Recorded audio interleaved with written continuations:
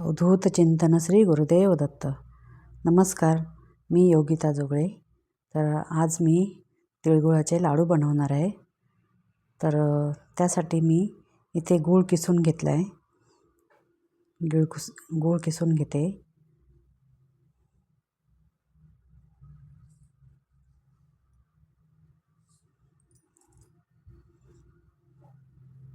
तर इथे मी अर्धी वाटी शेंगदाण्याचं कूट, 1 वाटी गूळ आणि 1 वाटी तीळ असं प्रमाण घेतलं आहे.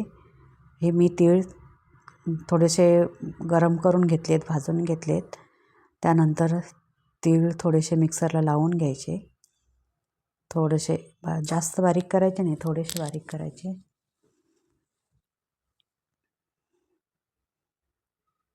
थोडेसे जाडसरच ठेवायचे, म्हणजे आपल्याला खातेवेळी तोंडाला जरा चावलं की बरं लागतं.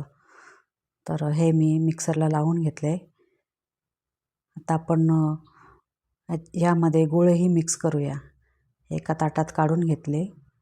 त्यामध्ये शेंगदाण्याचं कूट टाकायचं आणि जो किसलेला गूळ आहे तो थोडासा मिक्सरमध्ये बारीक करायचा आणि तोही त्याच्यामध्ये टाकून द्यायचा.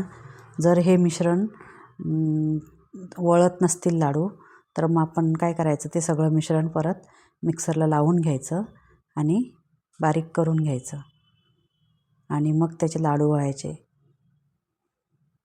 आता इथे मी गूळ बारीक करून घेतला आहे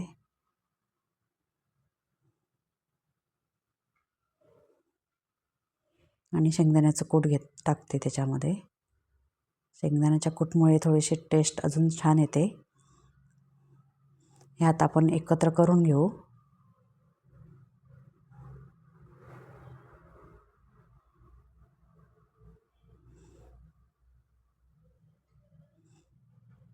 एकत्र केल्यानंतर जर व्यवस्थित मिक्स नसेल झालं तर आपण थोडंसं एकदा मिक्सरमध्ये एकदाच असं फिरवायचं आणि परत काढून घ्यायचं. त्यामुळे लाडू चांगले वळतात. तर इथे मी थोडंसं मिक्सरला परत लावून घेतलं आहे. सगळं ते मिश्रण होतं त्याच्यामुळे ते सगळं एकजीव झालं आहे. तर आता आपण ह्याचे लाडू वळूया. चांगले लाडू आलेत त्याचे, छोटे छोटे. मी छोटे छोटेच लाडू केले, कारण मोठे लाडू कोणी जास्त खात नाहीत. छोटे असले की खातात थोडेफार तरी.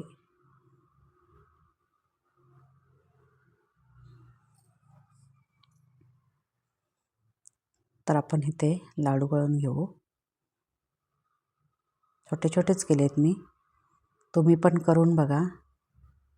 केलेच असतील तुम्ही पण. छान झाले होते लाडू चवीला आणि एकदम खुसखुशीत झाले होते. तुम्ही पण असे करून बघा, छान लागतात. आणि गूळ मी साधा घेतला आहे, चिक्कीचा गूळ नाही घेतला आहे.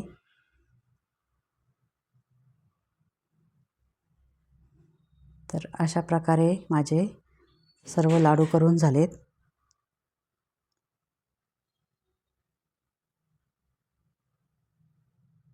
तुम्ही पण करून बघा.